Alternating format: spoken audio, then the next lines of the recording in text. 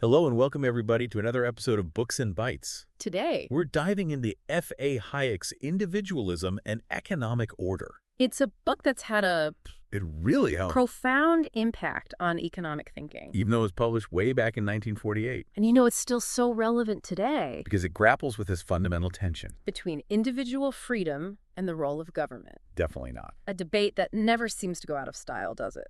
So for our listeners who might not be familiar with Hayek's work, What would you say are the key themes he tackles in this book?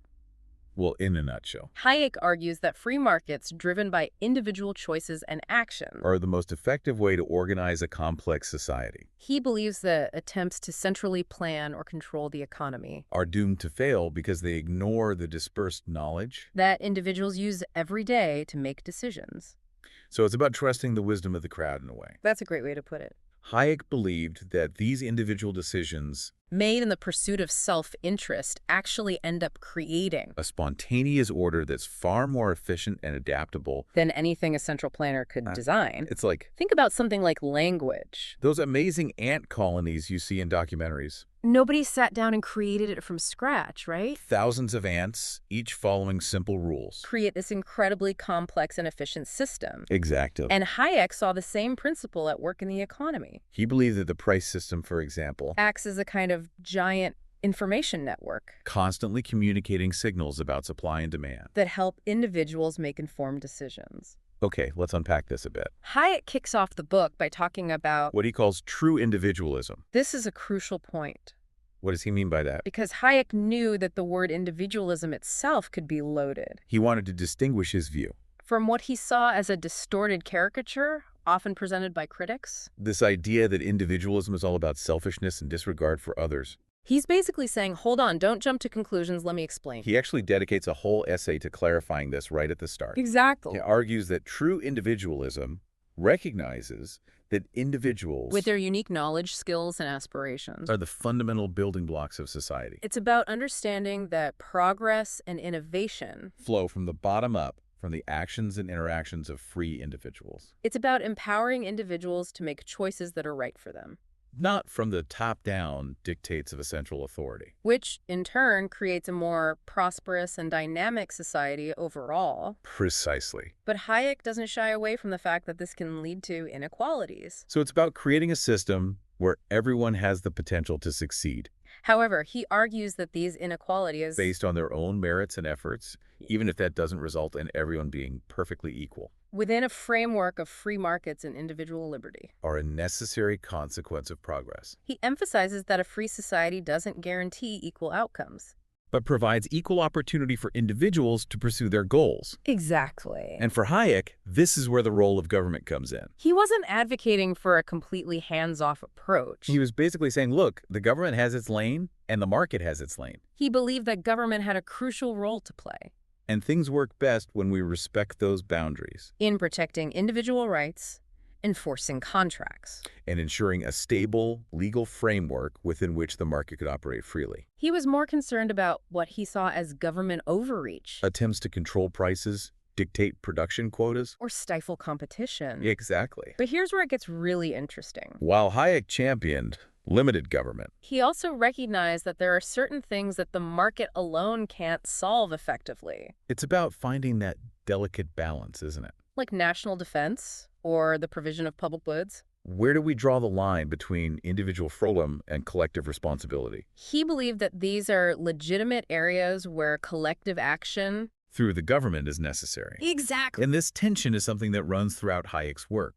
He was deeply suspicious of what he called constructivist rationalism. So that's the belief that a group of really smart people This idea that we can design a perfect society from the top down. can get together and figure out the optimal way to run everything. Precisely. Hayek was highly critical of that approach. He argued that complex social systems, like the economy, Are simply too vast and intricate for any individual or group to fully comprehend. it's like trying to conduct an orchestra. He believed that any attempt to centrally plan or control such a system where the conductor tries to control every single note played by every single instrument. would inevitably lead to unintended consequences, Mhm. distortions, and inefficiencies. He famously wrote about this in his essay, The Use of Knowledge in Society. Which, if you ask me, is one of the most important pieces in this whole collection. He argues that the beauty of a free market is that it allows individuals to act On their own local knowledge, their own specific circumstances and preferences. and it's this decentralized knowledge This constant feedback loop of supply and demand that allows the market to adapt and respond to change in ways. that a central planner could only dream of And that's why Hayek believed that attempts to control prices, for example, would inevitably backfire. he argued that prices are not arbitrary numbers They reflect a vast amount of information about the relative scarcity. and value of goods and services. When governments interfere with this natural price signaling They distort the flow of information and make it harder for individuals and businesses. to make informed decisions, Okay, so we've talked about individualism, spontaneous order. the limits of central planning. I think it's helpful to remember that Hayek wasn't just an economic theorist. Is there anything else we should know before we dive into some of the more specific economic concepts? He was also deeply concerned with the relationship between economics and politics. Hayek explores in this book. He saw a strong link between economic freedom and individual liberty. So for Hayek, it wasn't just about money. In fact, he argued that socialism, It was about something much deeper, about the kind of society we want to live in. with its emphasis on central planning and state control, Was not only economically inefficient. but also a threat to individual freedom. Absolutely. He believed that a free and prosperous society depended On a foundation of individual liberty, limited government. on the rule of law. He saw these things as inextricably linked. That's right. And speaking of the kind of society we want to live in, Hayek doesn't just critique economic systems. he digs into how those play out in the real world. He argues that socialism, with its centralized planning. Inevitably leads down a dangerous path towards totalitarianism. Now that's a heavy accusation. Why did he believe that? Hayek argued that once you grant the state the power to control the economy, You inevitably give it immense power over people's lives. think about it, if the government controls all the resources, It decides who gets what, who works where, and essentially dictates the direction of everyone's future. so in Hayek's view, even if that power is used with good intentions initially. It creates a system that's ripe for abuse. Exactly. And he argues that this concentration of power, Creates a breeding ground for coercion and ultimately erodes individual freedom, he pointed to historical examples like the Soviet Union and Nazi Germany. as cautionary tales of what can happen when government power It's a sobering thought for sure. becomes too centralized and unchecked. But let's switch gears a bit and delve into some of the more... Technical economic concepts Hayek explores, One that jumps out is the Ricardo effect. which sounds a lot more complicated than it probably is. It's actually a fascinating concept that illustrates... How sensitive markets are to even slight changes. In essence, the Ricardo effect describes how shifts in wages and prices Okay, break that down for me a bit more. can influence a business's decision to invest in more labor or more capital. How does that actually play out? Think machinery and automation. Imagine a scenario where the cost of consumer goods rises faster than wages. Let's say there's a sudden surge in demand for... I don't know, let's say everyone wants a vintage vinyl record player. I buy one. So the price of those record players goes up. But wages are staying the same. Right. Now businesses selling those record players are making a bigger profit. On each one they sell, but their labor costs aren't going up as quickly. So what do?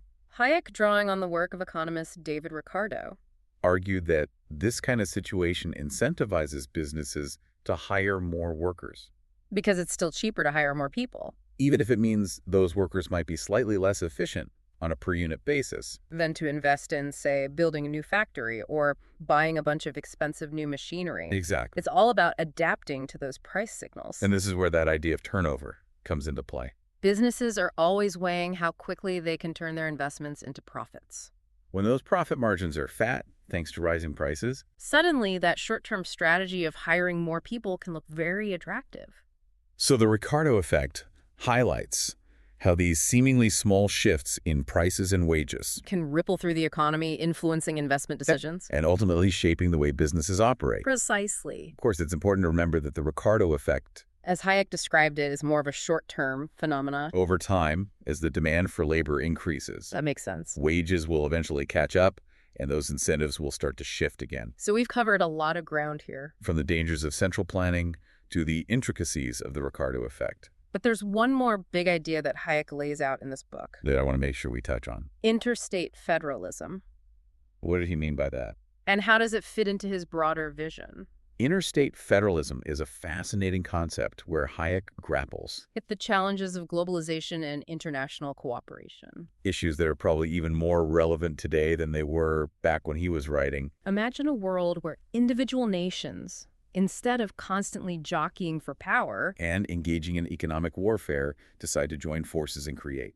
so kind of like a beefed-up version of the United Nations, A kind of super federation? but with more of a focus on economic cooperation. In a way, yes. But Hayek's vision goes beyond just preventing wars and resolving conflicts. He believed that this kind of federation should actively work to dismantle the barriers.